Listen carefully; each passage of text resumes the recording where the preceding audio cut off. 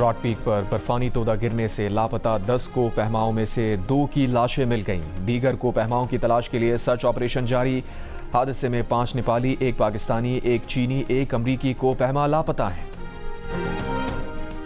कोयटा में कोयले की कान में धमाका, 34 कान जाँ बहा। कान के मालिक का कहना है कि धमाके के वक्त 42 मजदूर मौजूद थे।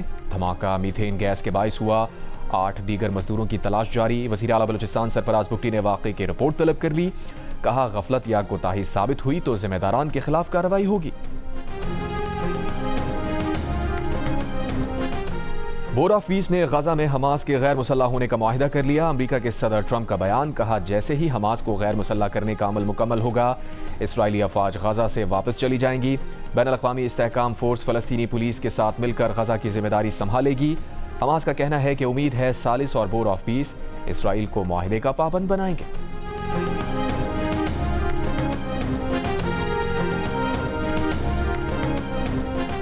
ईरान की फौज का कुवैत के अहमद अल जाबिर एयरबेस पर अमरीकी फौज के स्ट्रेटेजिक तंसीबात को ड्रोन से निशाना बनाने का दावा।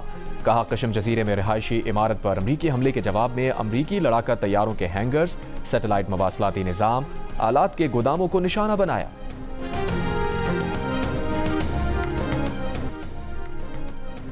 पासदारान इनकलाब ने उर्दन में अमरीकी तैयारों को निशाना बनाने की सैटेलाइट तस्वीर जारी कर दी। अमरीका ने 3 F-35 तैयारे तबाह किए जाने का ईरानी दावा मुस्तरद किया था।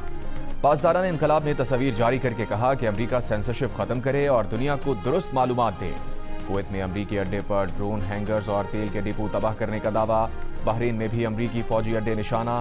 शेख ईसा बेस पर अमरीकी फौज के पावर जनरेटर्स, नेविगेशन सिस्टम्स और इंतजामी इमारतों को निशाना बनाया। कार्रवाई ईरान के 9 शहरों पर अमरीकी हमलों के बाद की गई। इराक़ी कुर्दिस्तान के इलाके सुलेमानिया में भी अलहदगी पसंद गुरोहों के ठिकानों पर मुतादिद ड्रोन हमले।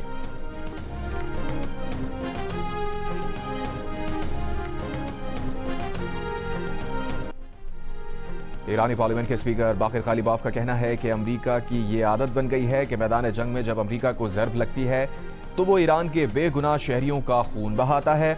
मिनाब के बाद अमरीका ने कशम जजीरे में रिहायशी आबादी को निशाना बनाया। अमरीकी हमले से एक खानदान के 3 अफराद शहीद, 2 बच्चे जख्मी हुए। अमरीका को बेगुनाह ईरानियों का खून बहाने की कीमत चुकाना होगी।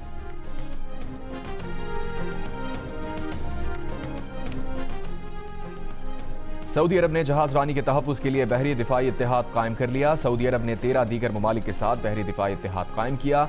इत्तेहाद के क़याम पर गौर के लिए सऊदी अरब में बैनुल-अक़वामी इजलास, 43 ममालिक की शिरकत। तुर्की, पाकिस्तान, मिस्र समेत 14 ममालिक ने इत्तेहाद की हिमायत में मुश्तरका बयान जारी किया। सऊदी अरब को बहरी दिफाई इत्तेहाद का बानी सरबराह बनाने पर बाद इत्तेहाद बाबुल मंदब, बहरा अहमर और खलीज अदन में दिफाई ताउन को फ़रोग़ देगा। सऊदी वज़ारत दिफा के मुताबिक इत्तेहाद में शमूलियत का दरवाज़ा तमाम ख्वाहिशमंद ममालिक के लिए खुला रहेगा।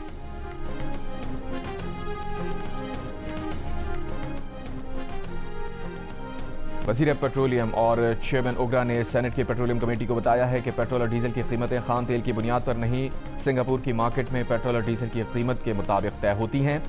मीडिया से गुफ्तगू में वज़ीर पेट्रोलियम अली परवेज़ मलिक का कहना था कि यौमिया के बजाय हफ्तावार या 15 रोज़ पर कीमतों का ऐलान होता तो कीमतों में ज़्यादा इजाफा होता। मुस्तकिल जंगबंदी से कीमतें नीचे आएंगी, वरना टारगेटेड सब्सिडी की तरफ जाना होगा।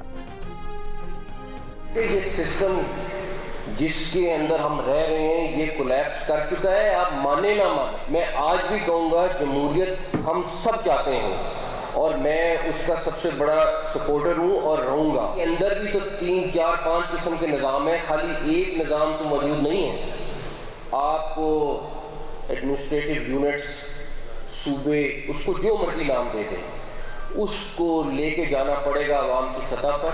वो जब तक आपके यूनिट्स नहीं बनेंगे और यूनिट्स बन के वो ओनरशिप नहीं लेंगे और नई लीडरशिप नहीं आएगी, ये काम नहीं होगा। हम अपने नौजवानों को कोई 2-4 हज़ार रुपया महीना स्टेपेंड लगा के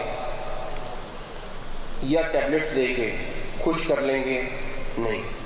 अब उस नौजवान को आप नौजवान कहें, उसको कॉकरोच कहें, उसको जो मर्जी चीज़ कहें, लेकिन मैं एक चीज़ सबको बताऊंगा, ये कॉकरोच अगर इकट्ठा हो गया तो ये हर चीज़ को उलट सकता है। वज़ीर दाखिला मोहसिन नकवी ने मुल्क की तरक्की के लिए नए सूबों का क़याम ज़रूरी करार दे दिया। बोले, एडमिनिस्ट्रेटिव यूनिट्स या सूबे या जो भी नाम दें, हमें इनकी तरफ जाना होगा। जिस निज़ाम में हम रह रहे हैं वो गिर चुका है, इसे रीसेट किए बगैर मसाइल हल नहीं हो सकते। पाकिस्तान की पहली इकनॉमिक समिट से खिताब में कहा, नौजवानों को लैपटॉप और 2-4 हज़ार रुपये देकर खुश नहीं कर सकते। नौजवानों को उनका हक देना होगा। ये अगर इकट्ठे हो गए तो हर चीज़ को उलट सकते हैं। वज़ीर आज़म शहबाज शरीफ 12-14 घंटे काम करते हैं, वो 18 घंटे भी काम कर लें तो सिर्फ फायर फाइटिंग कर रहे हैं। साफियों से गैर रस्मी गुफ्तगू में वफाकी वज़ीर दाखिला ने कहा, जब तक सियासतदान मुल्क का निज़ाम ठीक नहीं करेंगे, फील्ड मार्शल की मेहनत का कोई फ़ायदा नहीं होगा। अगर निज़ाम ठीक नहीं होगा तो कोई फ़ायदा नहीं। फील्ड मार्शल ने बार बार कहा कि जमहूरियत को डीरेल नहीं होने देंगे। निज़ाम को बेहतर बनाने के लिए तमाम सियासी जमातों को इकट्ठा होना होगा। सिर्फ नून लीग और पीपल्स पार्टी नहीं, PTI को भी इस निज़ाम को बेहतर करने में इकट्ठा होना चाहिए। मोहसिन नकवी ने कहा, वो सदारती निज़ाम की बात नहीं कर रहे, ये हुकूमत अपनी मुद्दत पूरी करेगी। बानी PTI के हवाले से अदालतें फैसला करेंगी।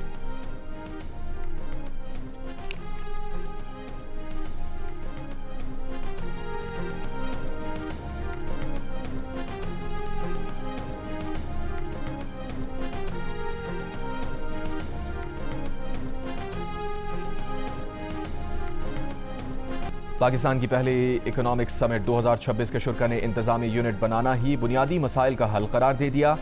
मारूफ वकील और रुकन पाकिस्तान बार काउंसिल एहसन फून ने कहा, आइन का आर्टिकल 1 इंतजामी यूनिट्स बनाने की इजाज़त देता है। आइन के तहत आप किसी भी इलाके को विफाकी इलाका डिक्लेयर कर सकते हैं और सूबों की हुदूद तब्दील कर सकते हैं। सदर FPCCI आतिफ इकराम शेख ने कहा, यह समिट हुकूमत और प्राइवेट सेक्टर के दरमियान पार्टनरशिप को मजबूत बनाएगी। कोशिश रही कि कारोबारी हजरात के मसाइल पॉलिसी साजों तक पहुँचाएँ। हम सब ने FBR को दिए गए मुकम्मल इख्तियारात पर हुकूमत से बात की। FBR को यह अथॉरिटी नहीं होगी कि आउट ऑफ द वे जाकर कुछ करे। पैटर्न इन चीफ काटी SM तनवीर ने कहा, सिस्टम में गलतियाँ ठीक करना होंगी, हमें काम करने दें, हम पर एतमाद करें। सियालकोट कहता है कि हम पर हाथ रखें, हम एक्सपोर्ट डबल कर देंगे। दीगर मुकर्रीन ने कहा, पाकिस्तान की पायदार माशी तरक्की के लिए इस्लाहात का अमल तेज़ करना होगा। सरमायाकारी के फ़रोग के लिए पॉलिसियों में तसलसल नागुज़ीर है।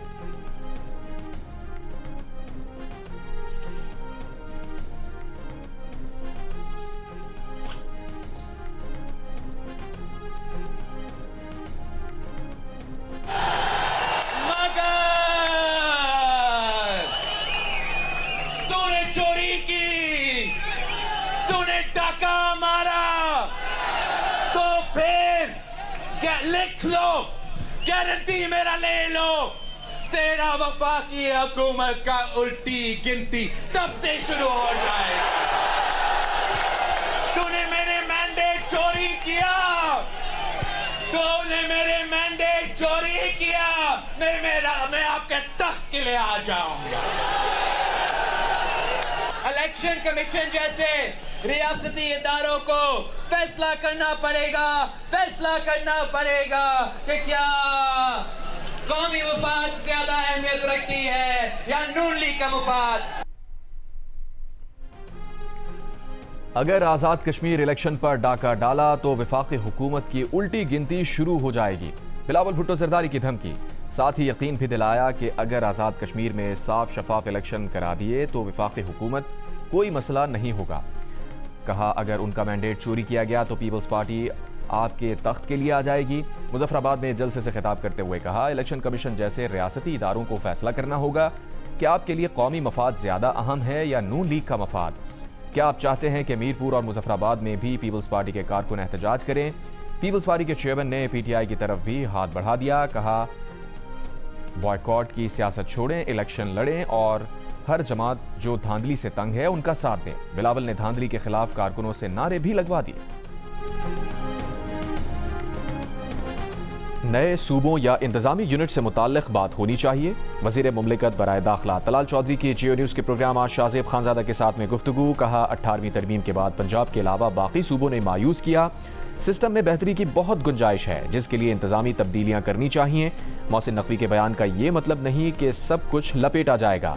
गुज़श्ता रोज़ पाकिस्तान की पहली इकनॉमिक समिट से खिताब में वज़ीर दाखिला मोहसिन नकवी ने मुल्क की तरक्की के लिए नए सूबों का क़याम ज़रूरी करार दिया था।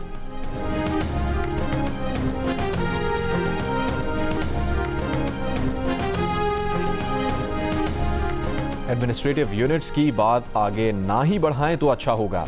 इस पर बात करने का ये मुनासिब वक्त नहीं। नायब सदर पीपल्स पार्टी शहरी रहमान की जियो पाकिस्तान में गुफ्तगू। कहा, नए इंतजामी यूनिट से मुताल्लिक कोई मुसविदा नहीं देखा। गवर्नेंस का निज़ाम ठीक करना है। खैबर पख्तूनख्वा में दहशतगर्दी है।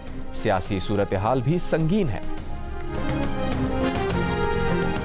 और पेट्रोल ₹1.09 फी लीटर महंगा। नई कीमत ₹336.15 फी लीटर मुकर्रर। डीजल की कीमत में ₹2.42 फी लीटर इजाफा। नई कीमत ₹394.04 फी लीटर मुकर्रर।